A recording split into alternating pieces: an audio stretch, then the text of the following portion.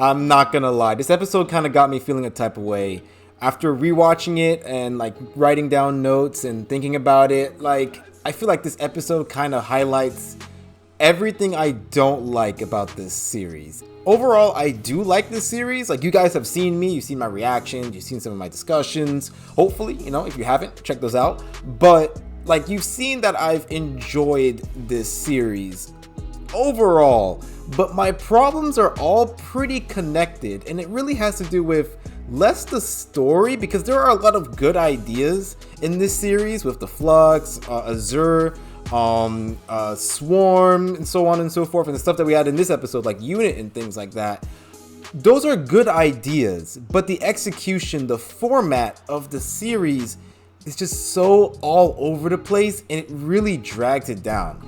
So like, now we've got episode 5. We're one episode away from the series finale, and I couldn't be more afraid and just jumbled with what we've got so far and like what we have left. We only have one episode left, and I'm wondering how Chibnall plans on wrapping everything up. Does he plan on extending it to the specials?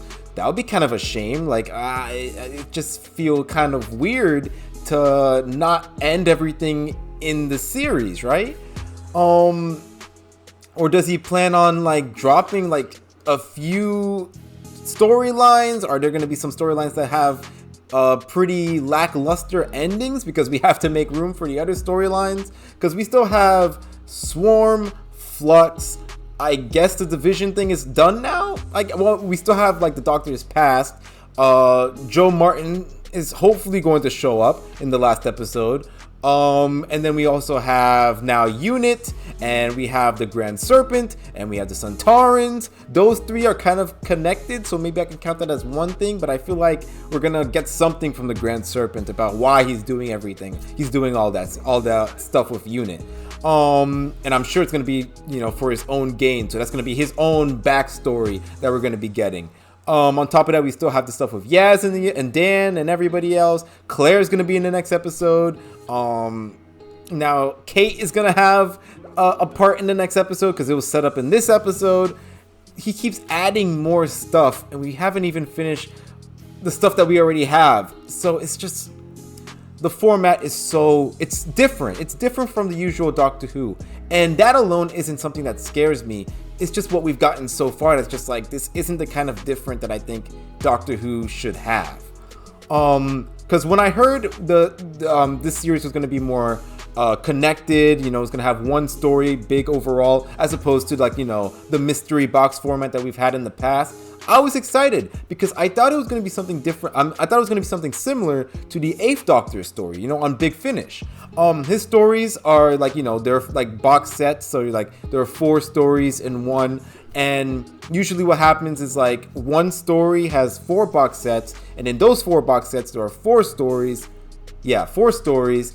And they're connected, but at the same time they could still be seen as standalone for the most part. Your finale would probably be a little less standalone and a little bit more like, connected with all the other stuff, but still, like, the overall, most stories will still have that standalone feeling. I actually like pulled something up. I pulled up an example, just so you guys know. Dark Eyes 4. It has 4 stories, just like all the other ones.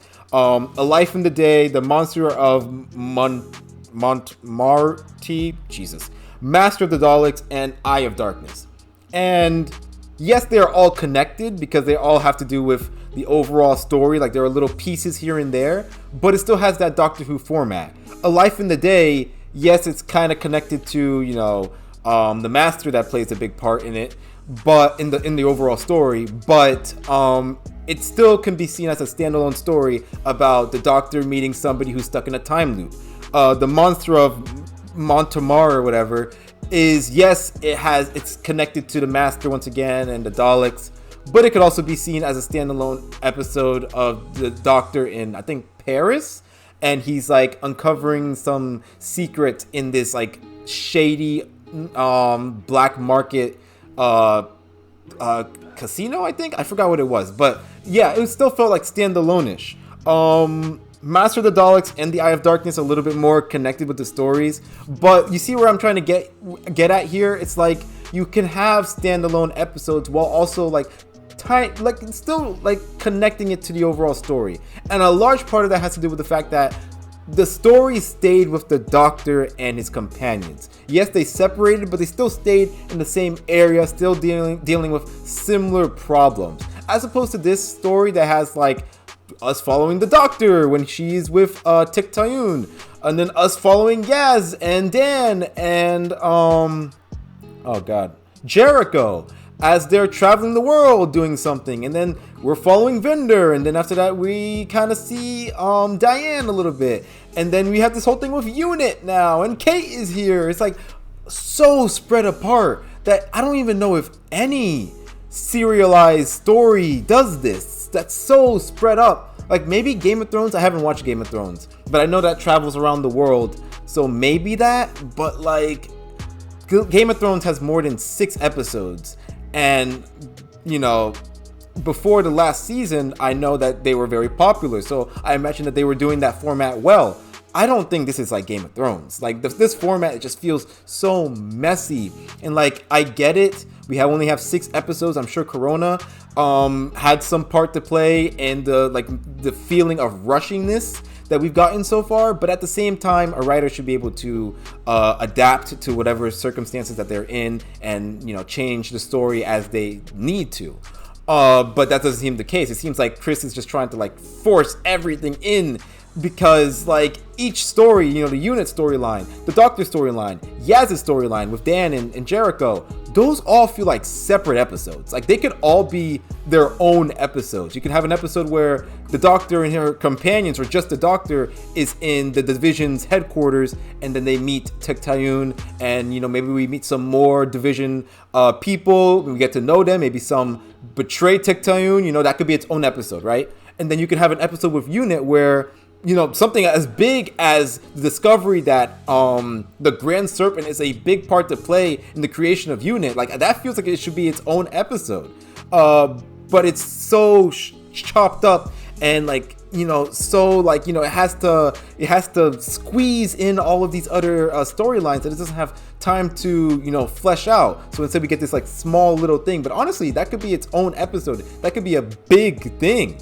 And then after that we have the stuff with Yaz and everything. I don't really understand what they were doing. Like honestly, it felt like their part to play was just so unneeded, because they're like traveling the world trying to find out when this invasion is supposed to take place. The invasion ends up taking place anyways, so like that information is useless to us. I guess they need to find out when to arrive, but like for us watching, it's like, oh, it's the invasion is happening right now. So Yaz and everything, like her traveling the world, pretty useless for us.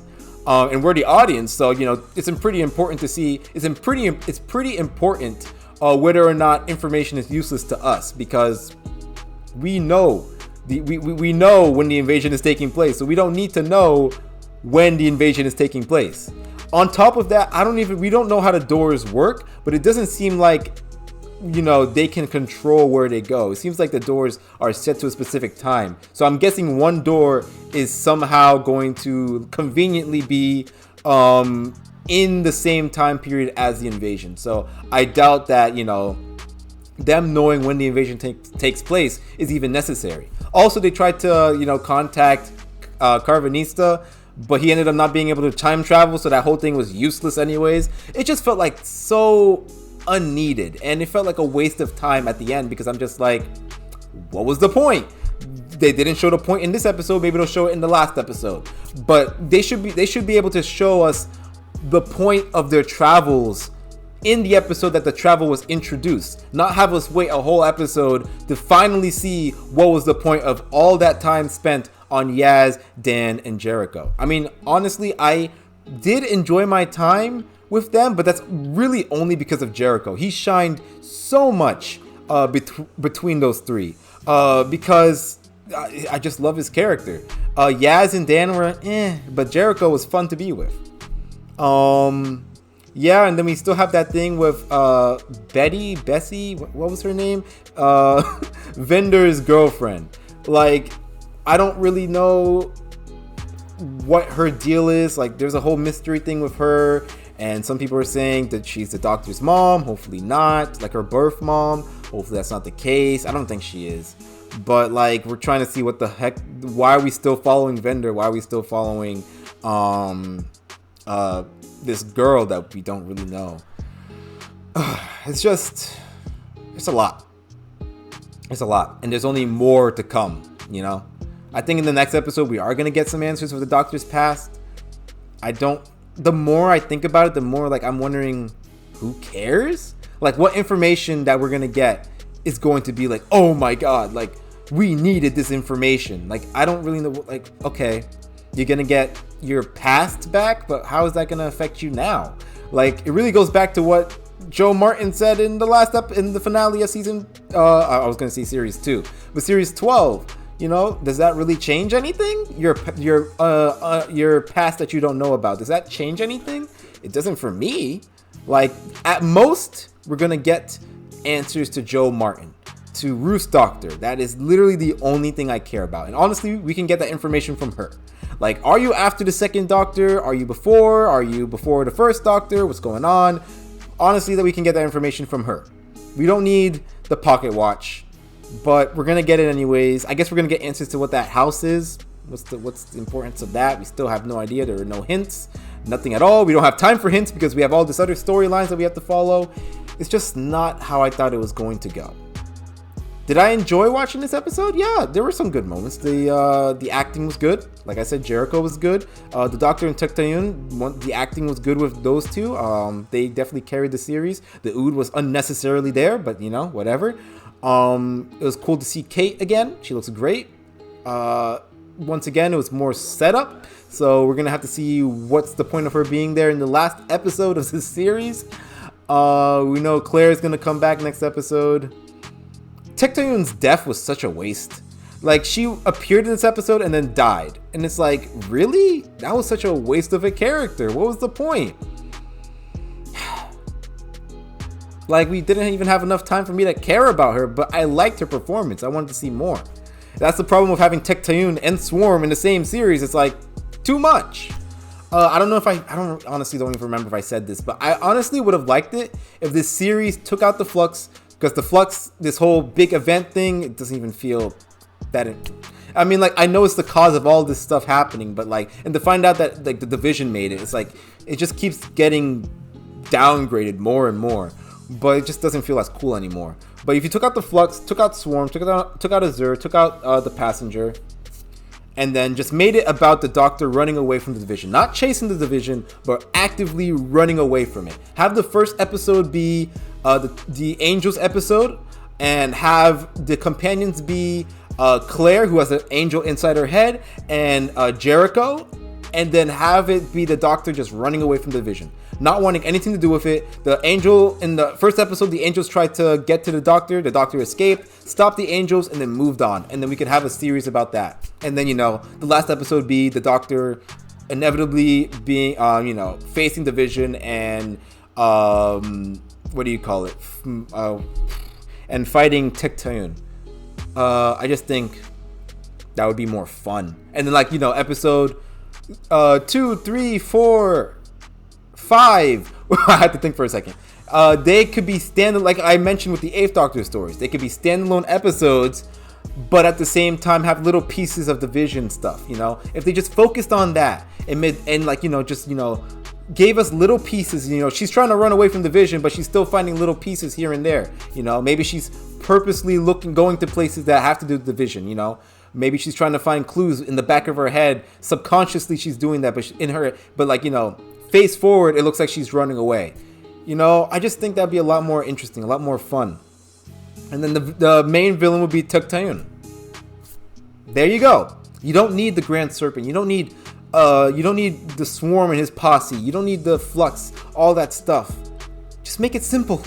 Just make the overall story simple. Don't bloat it with all this stuff that you planned on doing over 5 years. Like, we know it. We know you were trying to do this big story for 5 years, and we know it got cut short, and we know you probably want to fit all that stuff in because you want us to see it. But it's such a mess. It's a really big mess. It's so messy. So much, too much. We're in the last episode, and there's still a lot that we don't know. Is it going to be poured into the specials? Is that necessary? I mean, like, I know the 10th Doctor had his own specials, and it was loosely connected. But, like, imagine if RTD tried to fit in the whole Dalek story, and then after that he couldn't, so he tried to pour it into the specials. It's like, come on. You didn't have to make it so complicated. You really didn't. Like, not even complicated in a sense that, oh, this is hard for me to understand, but complicated where you're just adding so much. So yeah, this episode. I can understand if you didn't like it. I can understand if you did like it. I think all the problems I have with this episode doesn't make me not like the episode, but just makes me not like the series. Not like, but just find the faults in this series, you know? Next episode is the finale of Doctor Who Series 13. We are one episode away from the specials, and then we're one up, and then after that, Regeneration. So yeah, I can't lie and say I'm not excited, because I am. I'm excited to see what they do in the finale of this series. So tell me what you guys thought about this episode down in the comment section. Sorry. Tell me what you guys thought about this episode down in the comment section down below. My reaction should be coming up this week, maybe Thursday, Friday, around there, Saturday, before the next episode, of course. So check out that, subscribe so you guys know when I upload that. Thank you guys for watching. I really appreciate it. And I'll see you guys next time. Until then,